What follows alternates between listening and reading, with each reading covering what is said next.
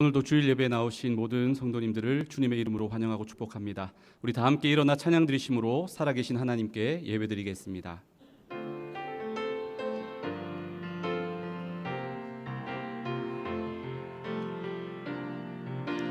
나는 하나님을 예배하는 예배자입니다. 내가 서 있는 곳 어디서나 하나님을 예배합니다. 내 영혼 거룩한 은혜를 향하여 내 마음 완전한 하나님 향하여 이곳에서 바로 이 시간 하나님을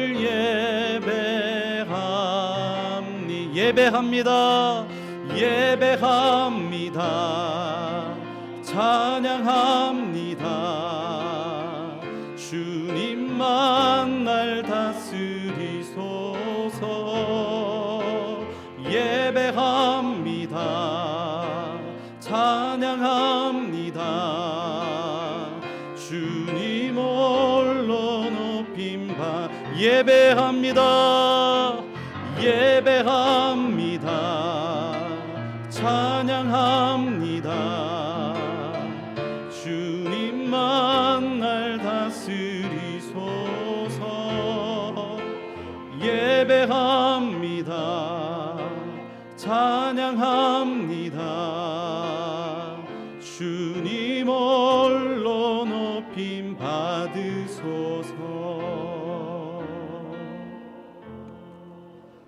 사도신경으로 신앙 고백 드리겠습니다.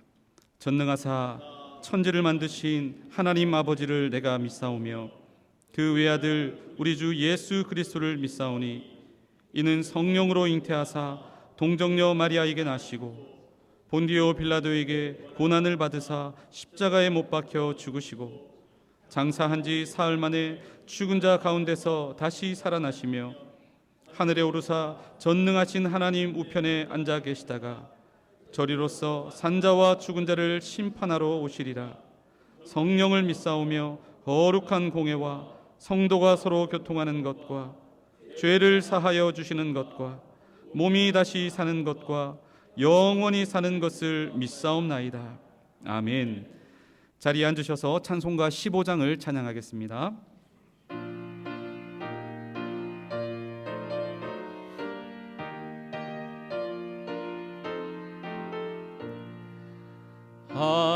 하나님의 크신 사랑 하늘에서 내리사 우리 맘에 항상 계셔 온전하게 하소서. 우리 주는 자비하사 사랑 무한하시니 두려워서 떠는 자를 구원하여 주소서. 걱정 근심 많은 자를 성령 감화하시며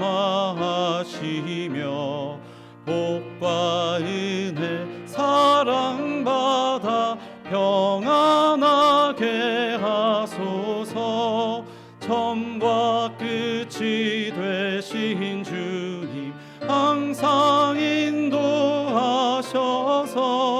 마귀 유혹 받는 것을 속히 끊게 하소서.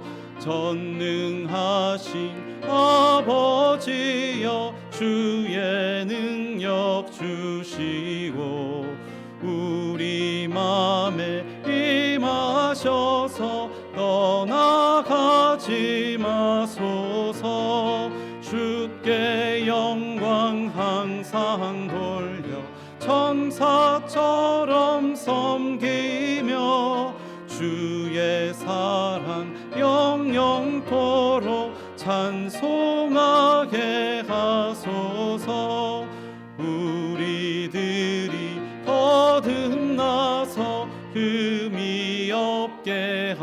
하시고 주의 크신 구원받아 온전하게 하소서. 영광에서 영광으로 천국까지 이르러 크신 사랑 감격하여 경배하게 하소서. 아멘. 사랑하는 성도 여러분, 하나님께서 기뻐하시는 예배는 상한 마음과 통회하는 심령이라 하셨습니다. 이 시간 성령께서 깨닫게 하시는 잘못들을 가지고 진실한 마음으로 각자 입을 열어 주님께 회개의 기도를 드리는 시간을 갖겠습니다. 다 같이 기도하겠습니다.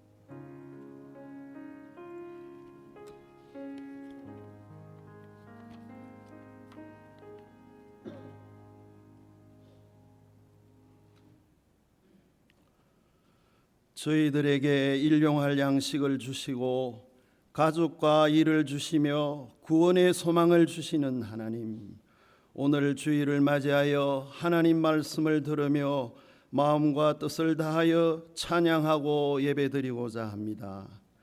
또한 하나님의 독생자 아들이시고 삼위일체 하나님이시면서도 가정 낮은 모습으로 오시어 저희들에게 생명의 은혜를 주신 예수님, 그 십자가 고난과 부활의 가신 길을 묵상하며 찬양합니다. 어느덧 6월 중순 학기말을 맞이하고 있습니다. 저희들이 가족과 직장과 사회 공동체에 자비와 양선의 삶을 살았는지, 하나님 사랑과 학생 사랑의 삶을 조금이라도 실천하였는지 뒤돌아보며 회개합니다. 주여, 저희들의 연약한 마음과 부족한 의지를 용서하소서. 자주 까먹는 세상적 속성을 용서하시옵소서. 성지학원과 부산외대를 위하여 기도드립니다. 2026년도 1학기 한 학기를 무사히 마칠 수 있게 하심에 감사드립니다. 주님의 사랑과 보호하심이 없으면 입시와 교육과 대학 행정 이 모든 것도 순조롭게 이루어질 수 없는 것임을 자각합니다. 그동안 혼신의 의지와 지혜를 모아 대학을 성공적으로 이끄시고 국내외 학생들과 사회 공동체 구성원들에게 선교적 삶을 실천해 오신 장순흥 총장님을 축복하시옵소서. 그의 건강과 미래의 삶에도 새로운 소망과 은혜로 채워주시옵길 원합니다. 이사장님과 재단에도 지혜와 명철과 헌신의 마음을 더하여 주소서. 대한민국의 현 사회적 상황을 위해서도 기도드립니다. 대한조선의 독립영웅들과 한국전쟁의 호국영령이 지켜온 나라입니다. 위정자들이 하나님과 국민을 두려워하며 정직한 마음을 가질 수 있도록 도와주시옵소서. 이 멋진 나라가 자유와 인권이 확장되는 올바른 방향으로 나아갈 수 있도록 인도해 주시옵소서. 국내외적으로 전쟁의 소용돌이가 계속되고 있으며 자원 순환과 무역 질서가 어지럽습니다.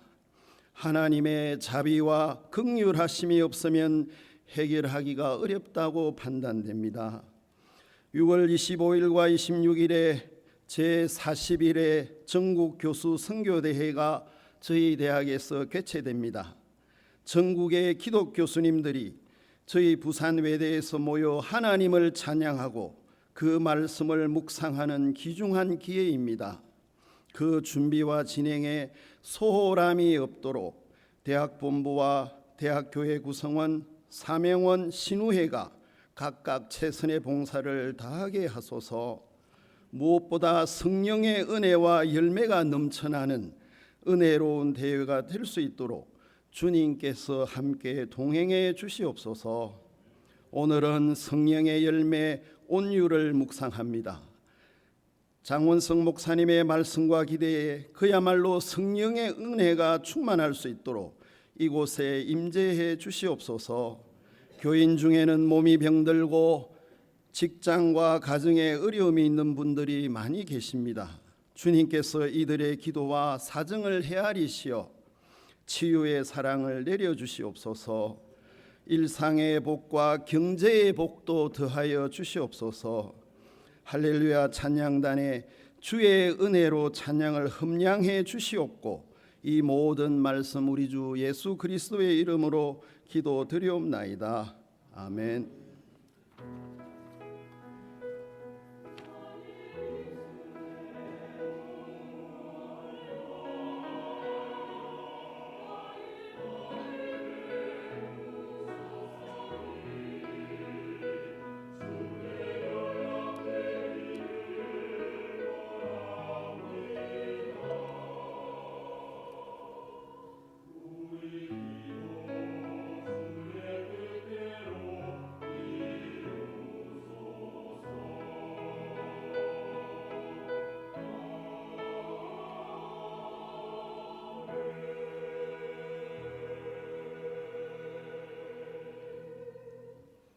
지난 한 주간도 귀한 사명 감당하시느라 정말 수고가 많으셨습니다. 잠시 몇 가지 광고 말씀드리겠습니다.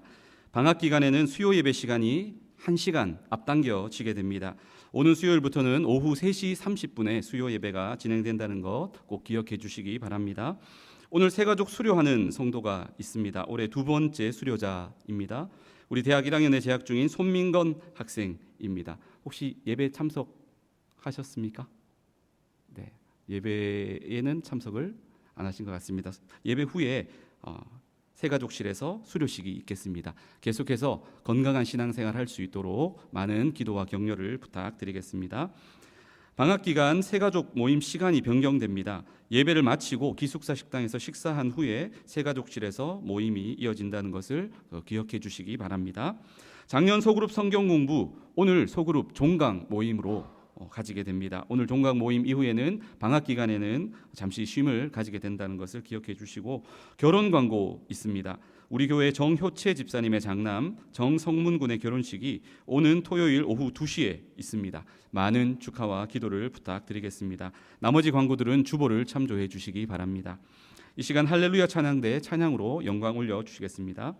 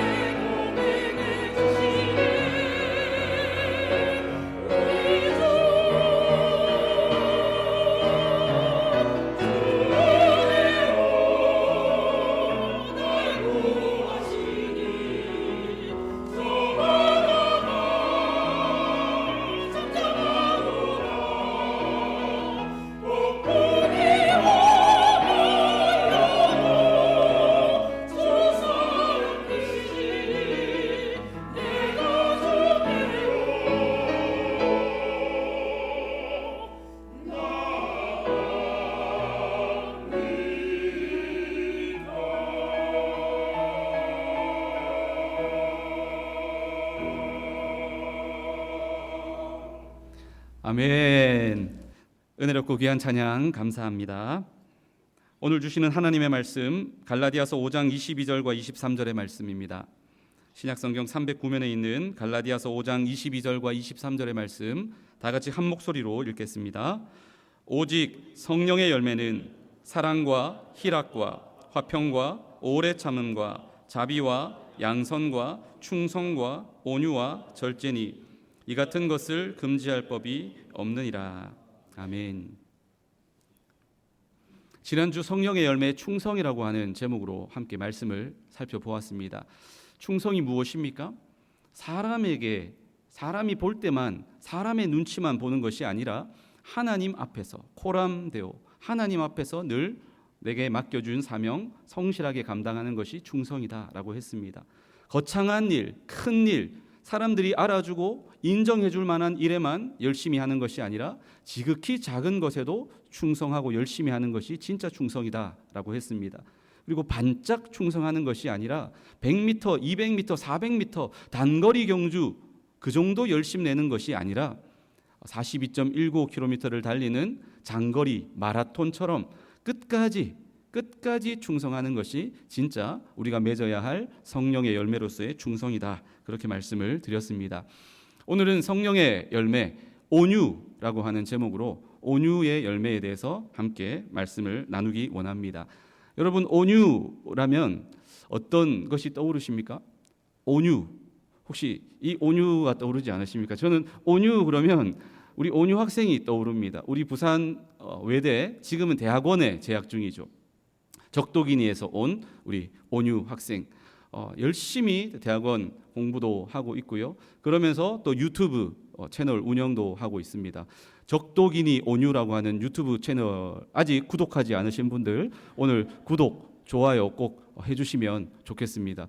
틈틈이 방송 출연도 하고 있고 앞으로 우리 대한민국의 적도기니 대사관이 세워질 그 꿈을 가지고 열심히 기도하며 신앙생활하며 최선을 다하고 있는 멋진 믿음의 청년입니다. 이 온유가 본명이 아닙니다. 예, 알고 계시죠? 온유의 본명을 물어보면 아는 분이 없어요. 예, 온유라는 이름은 아는데 이 이름이 좀 깁니다. 정확한지 모르겠습니다. 세구라 비레케라 비센테. 예, 아마 정확할 것 같습니다. 세구라 비레케레 비센테로 알고 있는데 좀 길다 보니까 좀 어렵다 보니까 온유라고 하는 한글 이름을 만들어서 그렇게 살아가고 있습니다. 이름을 참 잘 지었다. 그런 생각이 듭니다. 여러분 온유라고 하는 한자 의미가 무엇입니까? 따뜻할 온, 부드러울 유. 따뜻하고 부드럽다. 성격 태도 따위가 온화하고 부드럽다라고 하는 뜻이 온유에 담겨져 있죠. 그런데 이 한글 한자 그런 뜻 정도가 아닙니다. 오늘 우리가 살펴볼 성령의 열매로서의 온유에는 더 깊은 성경적인 의미가 담겨져 있는데 그것이 무엇인지 여러분과 함께 살펴보기를 원합니다. 성령의 열매로서 우리가 맺어야 될 열매, 온유, 그것은 무엇입니까? 첫째로 절제된 힘, 그리고 의분. 이 의분이라고 하는 말은 의로운 분노 그런 뜻입니다. 절제된 힘과 의분이 바로 우리가 맺어야 할 성령의 열매로서의 온유입니다. 온유라고 하는 단어를 신약 성경을 기록한 헬라어로 살펴보면 프라우테스라고 하는 단어로 기록되어져 있습니다.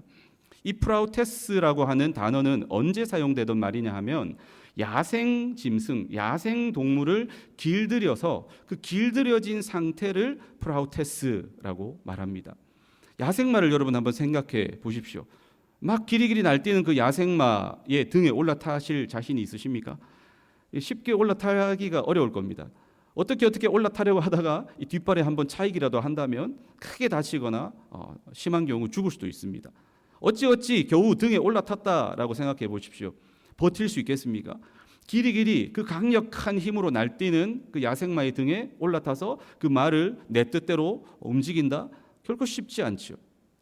그게 길들여지지 않은 야생마입니다. 그런데 아주 노련한 조련사가 이 야생마의 등에 올라타서 이 야생마를 길을 들였다라고 생각해 보십시오. 그러면 야생마가 어떻게 됩니까? 마치 온순한 양처럼 바뀌는 것입니다. 그 속에 강력한 파워, 강력한 에너지는 여전히 남아 있습니다. 여전히 남아 있습니다. 하지만 길들여지니까 어떻게 됩니까? 그 힘을 절제하게 되는 것이죠. 이게 프라우테스, 이게 바로 성령의 열매로서 우리가 맺어야 될 온유에 담겨져 있는 뜻입니다. 구약 성경을 읽어보면 온유 그러면 대표적인 인물이 등장하는데 그 사람이 바로 모세입니다. 우리 민수기 12장 1절 2절 다 같이 읽겠습니다. 모세가 구스 여자를 취하였더니 그 구스 여자를 취하였으므로 미리암과 아론이 모세를 비방하니라. 그들이 이르되 여호와께서 모세와만 말씀하셨느냐 우리와도 말씀하지 아니하셨느냐 하매 여호와께서 이 말을 들으셨더라.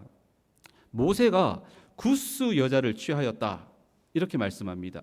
구스는 오늘날 에티오피아, 아프리카의 에티오피아 지역을 의미합니다. 에티오피아 여인을 취해서 아내로 맞이했다는 것이죠.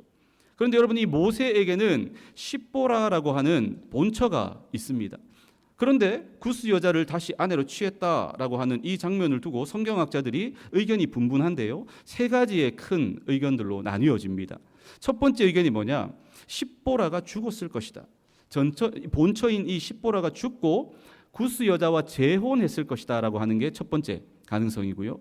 두 번째는 구스 여자와 십보라가 동일 인물일 것이다. 그래서 과거에 일어났던 그 일을 다시 들추어내어서 시비를 거는 거다. 그렇게 이야기하는 사람이 있고요. 세 번째는 이미 본처가 있음에도 불구하고 구스 여자를 후처로 또 다른 아내를 얻은 것이다 라고 하는 세 번째 주장이 있는데, 이 중에서 첫 번째 주장이 가장 많은 지지를 받고 있습니다. 본처가 죽었고 재혼한 것이죠. 구스 여자와 재혼을 했다라는 것이죠. 히브리인이었던 이 모세가 이방 여인과 결혼을 한 것을 가지고 이 모세의 누나인 미리암 그리고 모세의 형인 아론이 시비를 겁니다. 트집을 잡습니다. 비방하기 시작합니다. 아니, 지도자가 말이야 어떻게 그럴 수 있어? 이렇게 도전을 하는 것이죠. 여러분, 진짜 이유가 무엇인 줄 아십니까? 이방 여인과 결혼했다고 해서 이 모세의 영적 권위에 도전한 게 아니라, 오늘 우리가 방금 읽었던 말씀에 보니까 미리암과 아론이 모세를 비방하면서 뭐라고 이야기합니까? 여호와께서 모세와만 말씀하셨느냐? 우리와도 말씀하지 아니하셨느냐? 모세, 너만 지도자냐? 우리도 지도자다. 우리도 하나님의 음성을 듣는다. 우리도 하나님의 은혜를 입은 자다. 너만 지도자가 아니다. 너만 영적 권위가 있는 게 아니다. 그렇게 모세에게 집중된 영적인 권세, 영적인 권위에 대해서 지금 도전하고 있다라는 것이죠. 여러분, 이런 일이 저 가까운 북한에서 일어났다면 어떻게 되었을까요? 뭐 형이고 누나고 없죠. 이미 당장 그냥 숙청당했을 것입니다. 뭐 가까운 북한이 아니라 우리 대한민국에서 이런 일이 일어난다 할지라도 여러분, 이 정치계에 엄청난 피바람이 불지 않겠습니까?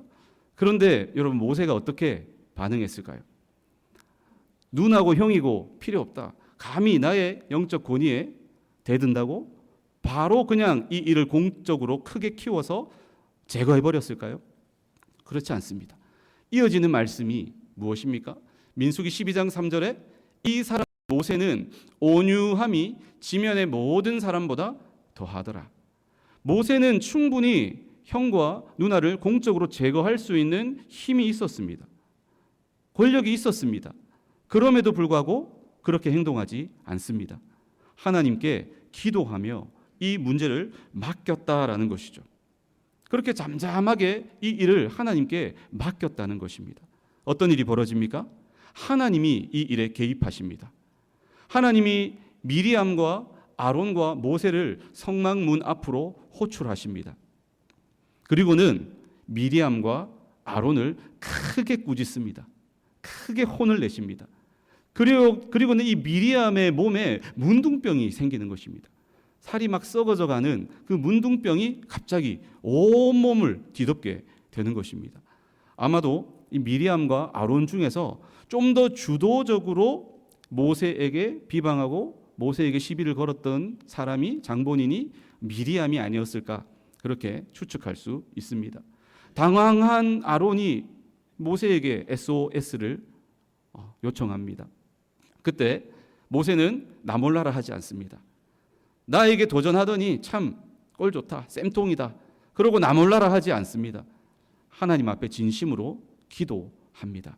미리암을 위해서 진심으로 기도했을 때 하나님께서는 이 미리암이 일주일 동안 진영 바깥에서 근신하도록 그렇게 처분을 내리게 됩니다.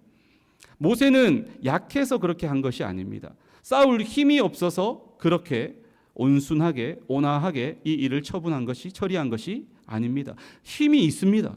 강력한 힘이 있습니다. 권세가 있습니다. 그럼에도 불구하고 그 힘을 절제합니다. 절제된 힘, 그것이 바로 온유라는 것입니다. 여러분, 모세는 처음부터 이렇게 절제된 힘을 가진 온유한 사람이 아니었습니다.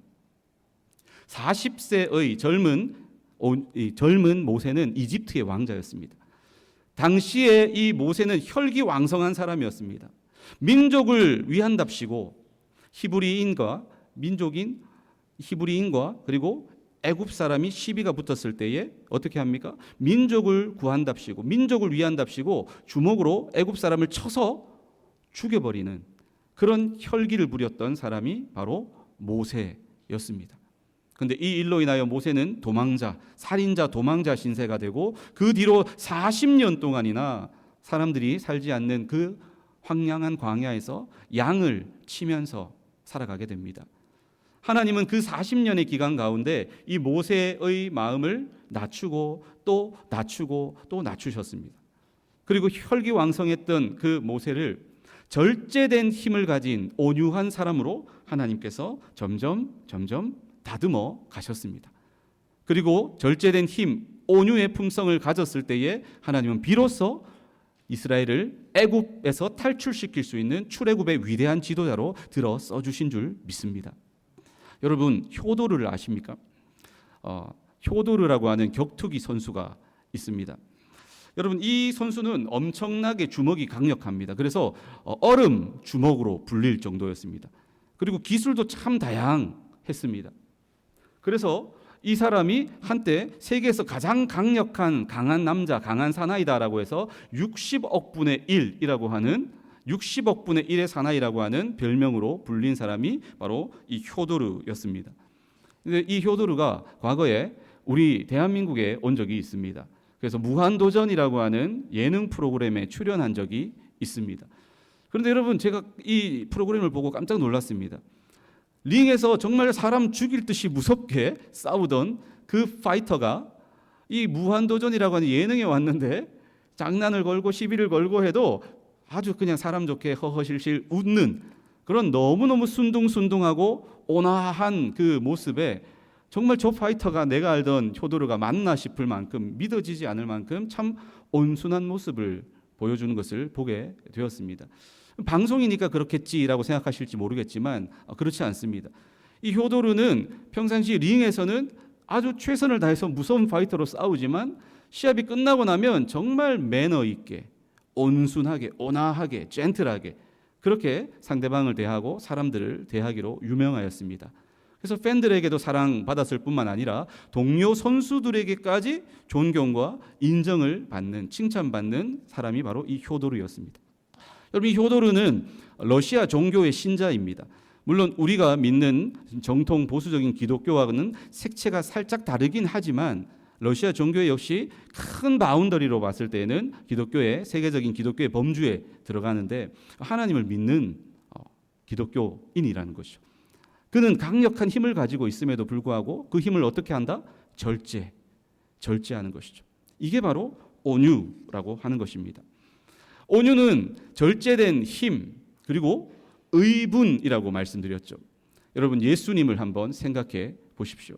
예수님은 힘이 있으신 분이십니다. 왜냐? 예수님은 하나님이시니까요.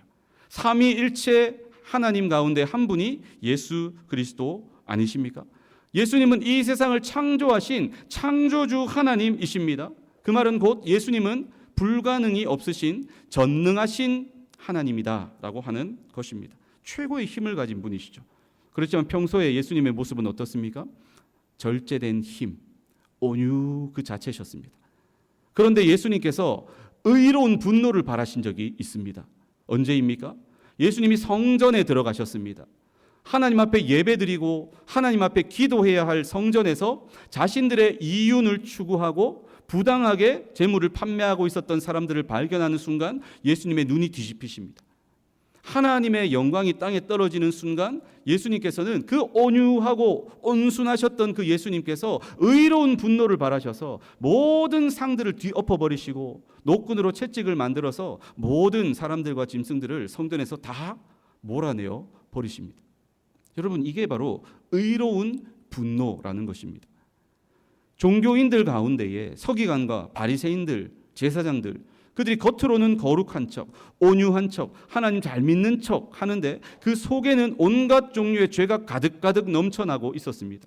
그 모습을 꿰뚫어 보셨던 예수님이 그 종교 지도자들이 다가올 때에 어떻게 대하신 줄 아십니까? 독사의 자식들아, 그렇게 이야기합니다. 독사의 자식들아. 여러분, 독사의 자식들아. 그 온유했던 예수님이 독사 새끼야, 그렇게 지금 욕을 하고 계시는 거예요. 여러분, 우리나라에는 뱀 가지고 욕하진 않죠. 예. 우리 강아지 키우시는 분들도 많으신데 그게 또 기분 나쁠 때는 욕으로 이렇게 또 변하지 않습니까? 막 그런 욕이에요. 그런 욕을 예수님이 종교 지도자를 향해서 내뱉으시는 거예요. 온유하신 예수님이 어떻게 그렇게 하실 수 있나? 의로운 분노입니다. 여러분, 그냥 온유라고 했을 때 무조건 참고 무조건 잠잠하고 무조건 어떤 일이 있어도 그냥 웃고 약하게, 그냥 그게 온유가 아니라는 거예요. 평상시 절제된 힘을 가지고 있지만 그 힘을 발휘해야 할 때, 사용해야 할 때는 용감하게 용기 있게 들고 일어나서 그 힘을 의롭게 발휘하는 거죠. 그게 진짜 온유다라고 하는 것입니다. 여러분, 민주주의의 꽃이라고 할 수 있는 선거제도가 우리나라에서 무너졌습니다. 뭐 그래도 좋다, 이래도 좋다, 나만 뭐 잘 살면 돼, 그게 아니라 연일 곳곳에서, 이 나라 곳곳에서 무너진 이 민주주의를 탄식하며 의로운 분노를 바라며 외치고 있는 우리의 젊은이들이 있습니다. 애국 시민들이 있습니다. 한낱 시위대가 아니라 정말 의로운 분노를 바라는 애국 시민들입니다. 저는 성령의 열매로서의 온유의 모습이라고 생각합니다.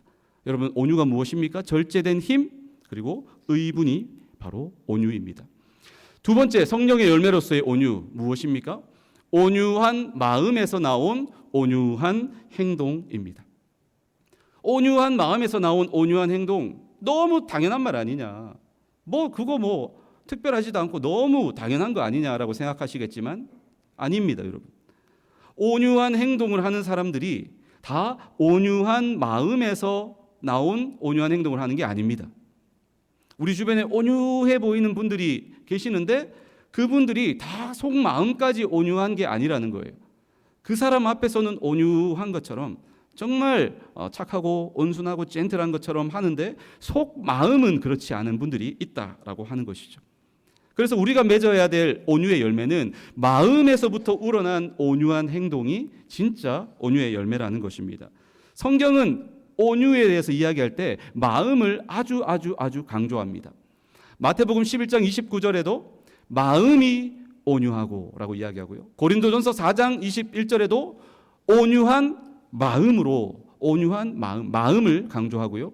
고린도전서 13장 4절에도 사랑은 온유하며 라고 이야기할 때 이 온유한 것은 그저 행동만 온유한 것이 아니라 마음이 포함된 것입니다. 여러분, 누군가 여러분을 사랑하며 잘 대해줍니다. 그런데 행동만 잘 대해준다면 마음은 싫어해요, 미워해요, 반대해요. 그게 진짜 사랑 맞습니까? 아니죠. 마음과 행동이 함께 가야 진정한 사랑 아닙니까? 온유도 마찬가지입니다. 겉모습뿐만 아니라 마음까지, 온유한 마음까지 함께 갈 때에 그 온유가 진짜 온유다라고 하는 것입니다. 성경 잠언 26장 23절에 보면 이런 말씀이 있습니다. 온유한 입술에 악한 마음은 낮은 은을 입힌 톡이니라. 겉으로는, 말로는 온유한 말을 합니다. 부드러운 말, 친절한 말, 다정한 말, 사람을 세우는 말, 겉모습만 보면 정말 온유 그 자체예요. 그런데 속으로는 어떻습니까? 미움, 시기, 교만, 그리고 이기심, 험담, 뒤돌아서면 그 사람 나쁜 이야기를 하는 거죠. 여러분, 이렇게 겉과 속이 다른 사람을 성경이 뭐라고 표현합니까? 낮은 은을 입힌 톡이니라. 은을 살짝 겉에만 살짝 발라놓았어요. 누가 보면 와, 은그릇이구나, 귀한 거구나라고 생각하는데 그렇지 않다는 거죠. 조금만 써보면 그 은이 다 벗겨져 버리고 실체가 드러난다라는 것이죠. 여러분, 하나님 앞에서 이런 삶 살고 싶으신 분 없으시죠? 우리의 모습 가운데 이런 모습이 있다면 오늘 이 말씀을 듣고 우리가 회개하고 돌이켜야 될 줄 믿습니다. 사람을 대할 때 겉으로는 웃고 친절하고 온유한데 그 마음으로는 그 사람을 비방하고 비난하고 싫어하고 시기하고 또 뒤돌아서서는 나쁜 소문을 내고 있다면 그것은 하나님 앞에서 낮은 은을 입힌 토기같이 정말 잘못된 삶의 모습이 아닙니까? 우리가 돌이켜야 됩니다. 우리 많은 성도들 가운데, 한국교회 성도들 가운데 이런 모습으로 살아가는 사람들이 의외로 많이 있다는 것이죠. 그래서 믿지 않는 사람들이 보면 기독교인 겉으로는 아주 웃고 친절하고 따뜻하고 사랑하는 척하면서 뒤돌아서서는 행동이 다르네, 행동이. 그러면서 배신감을 느끼고 그러면서 교회를 욕을 하고 우리가 마치 맛을 잃은 소금처럼 땅바닥에 떨어져 세상 사람들에게 밟히는 그런 일들이 비극이 일어나는 게 아닐까 생각합니다. 아닙니다. 여러분, 온유한 마음에서부터 나온 진정한 온유한 행동이 진짜 온유입니다. 예수님은 온유한 행동만 하신 것이 아니라 예수님은 온유한 마음에서부터 비롯된 진정한 행동으로서의 온유를 실천하셨다는 것입니다. 저와 여러분도 이런 예수님 닮아가며 마음과 행동, 겉과 속이 일치하는 진정한 온유의 열매 맺을 수 있기를 주님의 이름으로 축복합니다. 성령의 열매로서의 온유, 세 번째는 참된 겸손입니다. 참된 겸손이 바로 온유입니다. 여러분, 겸손과 온유, 온유와 겸손은 뗄래야 뗄 수가 없습니다. 성경에 보면 온유와 겸손은 마치 세트 메뉴처럼 함께 붙어 다니는 경우가 많습니다. 온유하고 겸손하니 에베소서 4장 2절 상반절에도 겸손과 온유로 하고 골로새서 3장 12절에도 겸손과 온유 계속해서 함께 짝처럼 붙어 다닙니다. 겸손과 온유, 온유와 겸손은 서로 뗄래야 뗄 수 없다는 것입니다. 여러분, 온유는 참된 겸손입니다. 겸손이라고 하는 뿌리로부터 온유라고 하는 열매가 드러나게 되는 것입니다. 겸손이 무엇입니까? 하나님께 모든 영광을 올려드리는 것입니다. 나는 연약한 죄인이다 라고 하는 것을 늘 의식하고 인식하고 살아가는 것이 겸손입니다. 모든 것이 내가 잘나서 된 것이 아니라 모든 것이 하나님의 은혜입니다. 그것을 인정하는 것이 겸손입니다. 이 겸손이라고 하는 뿌리로부터 온유가 나타나게 되는 것입니다. 그때에 비로소 우리는 하나님과도 평안할 수 있고 주변 사람들과도 화평하고 평안할 수 있습니다. 이런 온유한 사람은 가는 곳마다 피스메이커로 쓰임받게 됩니다. 하지만 여러분, 반대로 교만하게 되면 어떻습니까? 내가 옳다, 내가 너보다 더 낫다, 나를 인정해다오, 나를 칭찬해다오, 나를 알아다오. 이런 교만에서부터는 분노가 나올 수밖에 없습니다. 왜 나를 무시하냐? 왜 내 말을 안 들어주냐? 왜 내 몫을 안 챙겨주냐? 이런 분노를 통해서 가는 곳마다 다툼과 갈등과 문제를 일으키는 트러블 메이커가 될 수밖에 없습니다. 평안이 없어요. 하나님과도 사람들과도 진정한 평안을 누릴 수 없는 것입니다. 여러분, 온유할 때 참된 겸손으로부터 온유할 수 있다라는 것을 여러분이 꼭 기억하시기를 바랍니다. 세례 요한의 제자들이 세례 요한에게 급하게 찾아와서 불평을 토로합니다. 요한복음 3장 26절에 그들이 요한에게 가서 이르되 랍비여, 선생님과 함께 요단강 저편에 있던 이 곧 선생님이 증언하시던 이가 세례를 베풀며 사람이 다 그에게로 가더이다. 누구에 대한 보고입니까? 예수 그리스도에 대한 보고입니다. 지금 많은 사람들이 세례 요한을 쫓아다녔습니다. 그런데 어느 날 예수님이 나타나시니까 사람들이 이제 다 예수님 앞에 몰려가는 것입니다. 그래서 이 제자들이 위기의식을 가지고는 큰일 났습니다. 큰일 났습니다. 지금 사람들이 다 지금 예수님께 몰려갔습니다. 이거 대책 세워야 됩니다. 그러면서 평안을 잃어버린 제자들의 모습을 보게 됩니다. 여러분, 왜 그렇습니까? 왜 그렇습니까? 예수님을 경쟁 상대로 의식하고 있다는 것입니다.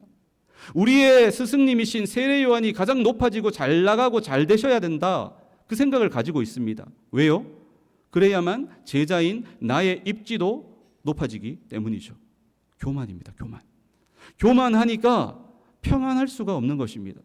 교만하니까 계속해서 흔들릴 수밖에 없는 것입니다. 하지만 세례 요한이 뭐라고 답을 합니까? 그는 흥하여야 하겠고 예수님은 흥하여야 하겠고 나는 쇠하여야 하리라.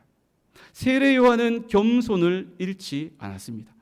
세례 요한은 겸손을 잃지 않으니까 온유한 모습, 온유한 삶을 유지할 수 있었습니다. 그것을 통해 그는 평안한 삶, 평정심을 잃지 않을 수 있었습니다. 여러분, 겸손할 때 우리는 온유할 수 있고 평안할 수 있습니다. 예수님은 겸손의 왕으로 이 땅에 오셨습니다. 여러분, 예수님은 하나님이심에도 불구하고 우리를 죄와 사망에서부터 구원하시기 위해서 창조주이신 그분이 이 땅에 피조물의 몸을 입고 오셨습니다. 가장 낮고 낮은 이 땅에, 그것도 냄새나는 말구유에 태어나셨습니다. 아주 작고 약한 연약한 아기로 이 땅에 오셨습니다. 만왕의 왕이시요 만주의 주가 되시는 예수 그리스도께서 가장 낮고 천한 종이 하는 발을 씻는 일을, 제자들의 그 발을 씻겨주는 일을 하셨습니다. 얼마나 겸손하십니까? 최고의 권력을 가지신 예수 그리스도께서 가장 화려한 모습으로 예루살렘에 입성하신 것이 아니라 정말 초라해 보이는 나귀 새끼를 타고 그렇게 입성하셨습니다. 겸손의 모습입니다. 어디까지 낮아지신 것입니까? 우리를 대신하여 십자가에 벌거벗겨지신 채로 온몸에 채찍을 맞으시며 물과 피를 쏟으시며 십자가에 못 박혀 죽기까지 우리가 당해야 될 그 죽음의 고통, 그 지옥의 고통을 직접 당하시기까지 그렇게 낮아지고 또 낮아지심으로 겸손의 본을 보여주셨습니다. 예수님의 이 겸손이 바로 무엇입니까? 참된 온유라는 것입니다.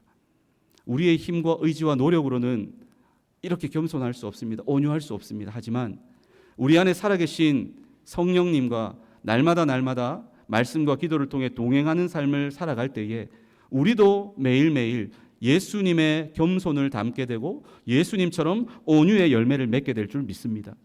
온유한 자에게 하나님은 복을 약속하셨습니다. 어떤 복을 약속하셨느냐? 첫째가 바로 선한 영향력입니다. 마태복음 5장 5절에 온유한 자는 복이 있나니 그들이 땅을 기업으로 받을 것이다. 여러분, 부동산을 하나님이 주신다는 게 아니고 이 땅을 기업으로 주신다는 말은 바로 죄로 말미암아 잃어버린 그 하나님의 기업을 주시겠다. 구원의 은혜를 상징하고요. 또 2차적으로는 이 땅 가운데 살아가는 동안에도 우리가 하나님을 모시고 하나님의 통치 가운데 살아가게 될 때에 우리가 이 땅에서도 선한 영향력을 끼치며 살아가게 해주시겠다. 여러분, 이 땅에 영향받으면서 끌려다니는 삶을 평생 살고 싶으십니까? 그런 삶 살고 싶으세요? 아니면 가는 곳마다 여러분 때문에 여러분이 속한 공동체가 바뀌고 여러분이 속한 종이 바뀌고 여러분의 말, 여러분의 행동이 그곳을 살리고 더 아름답게 변화시키는 영향력 끼치는 삶 살고 싶지 않으십니까? 그게 바로 온유한 자가 받는 복이라는 거예요. 온유한 자가 받는 두 번째 복은 하나님의 인도와 가르침을 받는다라는 것입니다. 우리 시편 25편 9절 같이 읽습니다. 온유한 자를 정의로 지도하시며 온유한 자에게 그의 도를 가르치시리로다. 하나님이 직접 우리의 삶을 인도해 주시고 하나님이 하나님의 귀한 말씀을 우리에게 가르쳐 주심으로 늘 우리의 마음속에 은혜가 넘친다는 거예요. 여러분, 불안하십니까? 이 세상을 살아가면서 어떻게 살아야 되나? 우리 대학생들 앞으로 내가 어떻게 살아야 되나? 취업은 할 수 있을까? 불안하십니까? 여러분, 하나님의 인도함을 받는 사람은 불안한 세상 가운데서도 평안할 수 있습니다. 하나님의 말씀의 가르침을 받는 사람은 흔들리기 쉬운 세상 가운데서도 확신을 가지고 늘 은혜 가운데 살아갈 수 있습니다. 이 복 받고 싶지 않으십니까? 온유한 자가 이런 은혜와 복을 받는다는 것입니다. 온유한 자가 받는 또 다른 복이 무엇입니까? 쉼과 평안입니다. 마태복음 11장 29절 같이 읽습니다. 나는 마음이 온유하고 겸손하니 나의 멍에를 메고 내게 배우라. 그리하면 너희 마음이 쉼을 얻으리니. 여러분, 잠을 많이 잔다고 해서 쉼을 얻는 게 아닙니다. 무조건 쉰다고 해서 쉼과 평안을 얻는 게 아닙니다. 이 세상에 가장 좋은 것들, 각양 좋은 것들을 다 가진다고 해서 내게 정말 쉼과 평안이 찾아오는 게 아닙니다. 아닙니다. 진정한 쉼과 평안은 어디에서 오는 것입니까? 온유의 열매입니다. 온유에서부터 온유한 자에게 하나님이 주시는 축복이 바로 진정한 쉼과 평안이다라고 하는 것입니다. 오늘 이 말씀을 다시 한번 마음에 새기시며 절제된 힘과 의분, 온유한 마음에서 나온 온유한 행동, 참된 겸손을 통해 우리의 삶에 온유의 열매를 맺으시고 가는 곳마다 선한 영향력을 끼치고 하나님의 인도와 가르침 그리고 쉼과 평안의 복을 받아 누리시는 모든 성도님들 되시기를 주님의 이름으로 축복합니다. 기도하겠습니다. 살아계신 성령 하나님, 날마다 성령님과 동행하며 예수님 닮아가는 온유한 사람 되게 하여 주시옵소서. 예수님의 이름으로 기도하옵나이다. 아멘. 다 같이 찬송가 454장 찬양하며 봉헌하도록 하겠습니다.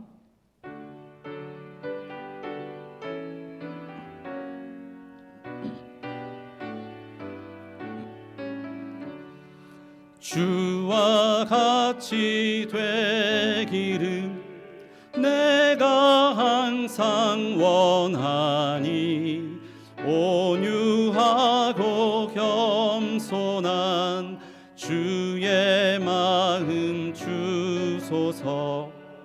세상에서 우리가 나그네로 있을 때 주의 형상 닮아서 살아가게 하소서. 비록 작은 새라도 돌보시는 나의 주 나와 함께 계시어 나를 지켜주소서. 마음이 깨끗하기를 내가 항상 원하니 악한 마음을 버리고 살아가게 하소서. 주와 같이 되기를 내가 항상 원하니 주님 뜻을 따라서 살아가게 하소서. 주 은혜로 거듭나 말씀 위에 굳게 서 영원 무궁하도록 주와 함께 살리라.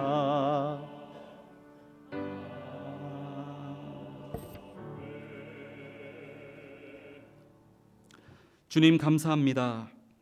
오늘도 주님의 은혜와 사랑에 감사하여 예물 올려드리오니 기쁘게 받아 주옵소서. 드린 손길들마다 가장 좋은 것으로 채워주시고 더욱 감사함으로 주님 앞에 드릴 수 있도록 모든 필요와 쓸 것을 때를 따라 공급하여 주시옵소서. 사랑의 주님, 이번 한 주도 우리의 모든 삶이 주님 앞에 드려지는 예배와 거룩한 제물 되기를 원합니다. 우리에게 믿음을 더하여 주시고 날마다 성령님과 동행하며 더욱 풍성한 성령의 열매 맺게 하여 주시옵소서. 우리의 구별된 말과 생각과 행동이 선한 영향력이 되게 하여 주시옵소서. 믿음에서 떠나 있는 가족들을 속히 구원하여 주시옵소서.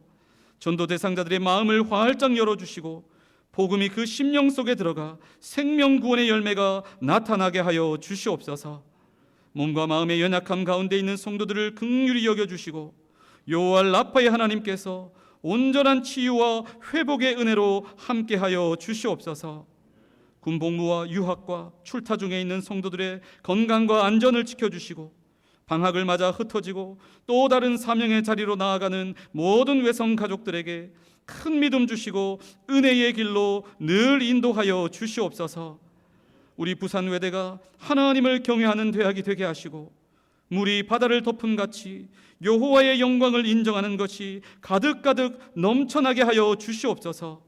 신실한 믿음의 교수, 교직원, 학생들이 더욱 늘어나 대학의 영적 분위기가 계속해서 더 좋아지게 하시고 어떠한 위기와 어려움 속에서도 기독 명문 대학으로서의 정체성이 흔들리지 않도록 지켜 보호하여 주시옵소서. 다가오는 전국 교수 선교대회도 은혜 가운데 잘 준비되게 하시고 우리 부산외대에서 거룩한 부흥의 불길이 일어나게 하시고 전국 대학으로 번져나가게 하여 주시옵소서. 짙은 어둠이 내린 이 나라 위에 주님의 공의의 밝은 빛이 비추게 하시고 잘못된 법과 제도와 가치관들이 바로잡히고 주님이 기뻐하시는 자유 대한민국 되도록 인도하여 주시옵소서. 예수님의 이름으로 기도하옵나이다. 아멘.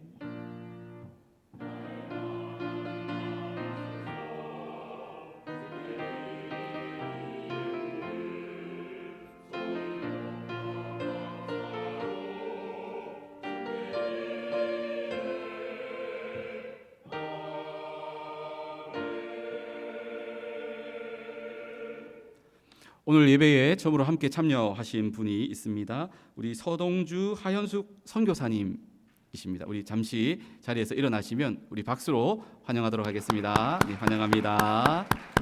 감사합니다. 앉아주시고 앞서 광고 시간에 알려드렸던 우리 새가족 수료하는 우리 학생이 있습니다. 예배에 참석했는데요. 우리 손민건 학생 잠깐 자리에 일어나 주시면 우리 축복과 격려의 박수 하겠습니다. 네, 축하합니다. 감사합니다. 모두 자리에서 일어나시겠습니다. 자리에서 일어나셔서 앞뒤 좌우에 계신 분들 바라보시며 환하게 웃는 얼굴로 온유의 열매 맺으시길 축복합니다. 인사하겠습니다. 이 시간 주님 마음 내게 주소서 우리 결단 찬양하고 축도로 예배를 마치겠습니다.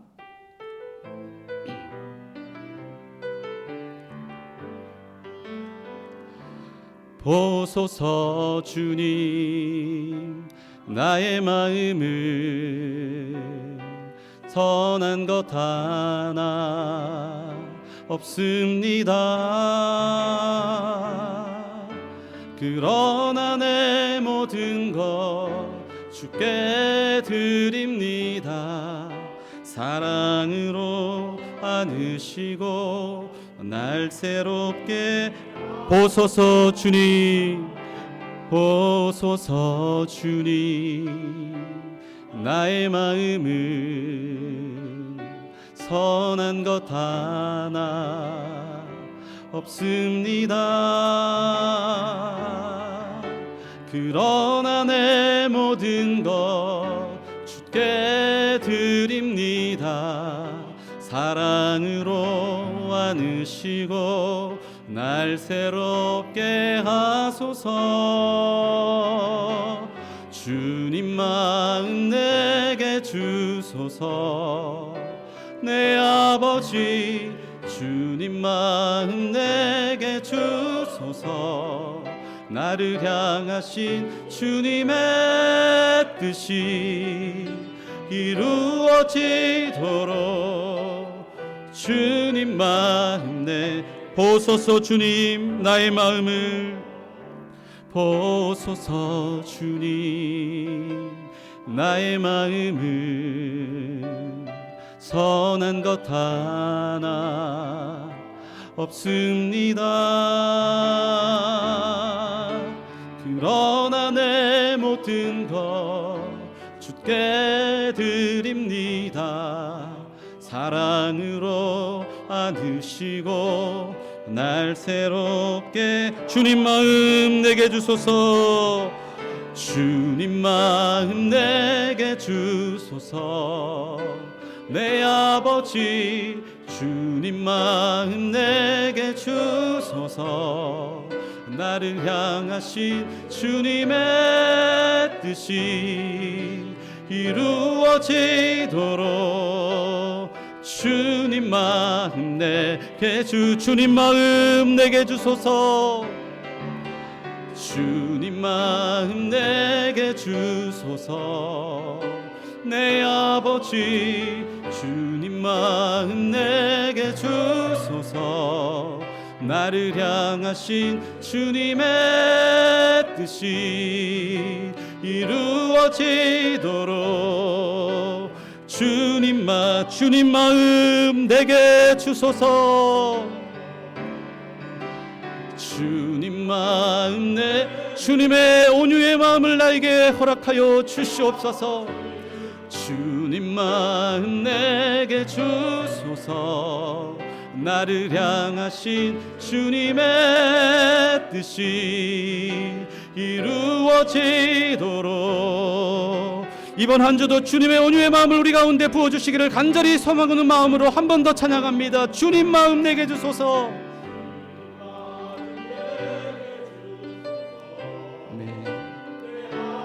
아멘. 주님 마음 내게 주소서.